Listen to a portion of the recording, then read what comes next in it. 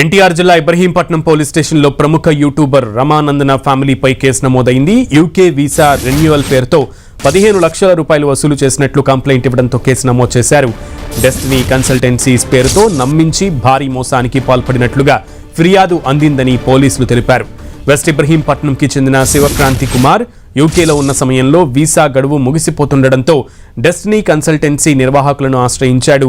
ఇండియాకు చెందిన తమ బ్రాంచీలో డబ్బులు చెల్లిస్తే వీసా ప్రాసెస్ చేస్తామని వాళ్లు చెప్పారు. నిందితుల మాటలు నమ్మి 15 లక్షల వరకు చెల్లించాడు. నెలలు గడుస్తున్నా వీసా రాకపోవడంతో పాటు నిందితులు సరైన సమాధానం ఇవ్వకపోవడంతో బాధితుడు ఫిర్యాదు చేశాడు. దీంతో డెస్టినీ కన్సల్టెన్సీ డైరెక్టర్ మధుకర్, ఆయన భార్య రమానందన్తో పాటుగా గుంటూరులో ఉంటున్న అతడి తండ్రిపైన కేసు నమోదు చేసినట్లు పోలీసులు తెలిపారు. దీనిపై దర్యాప్తు చేస్తున్నామని తెలిపారు పోలీసులు.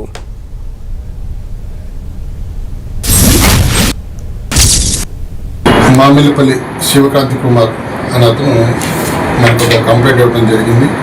ఇతను యూకేలో ఉన్నప్పుడు వీసా గడువు అయిపోతుందని చెప్పి డెస్టినీ కన్సల్టెన్సీ అనే ద్వారా వీసాని రెన్యువల్ చేయించుకుందామనే ఆలోచనతో వాళ్ళని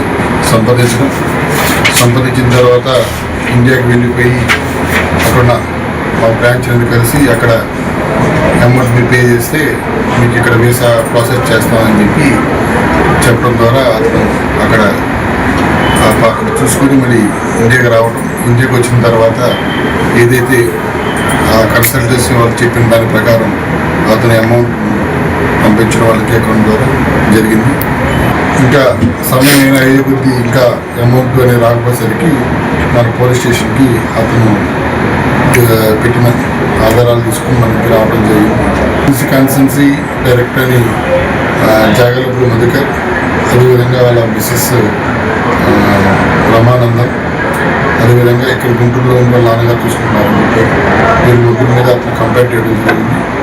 వీరి ముగ్గురు మీద కేసు నమోదు చేసి విచారణ చేస్తున్నారు.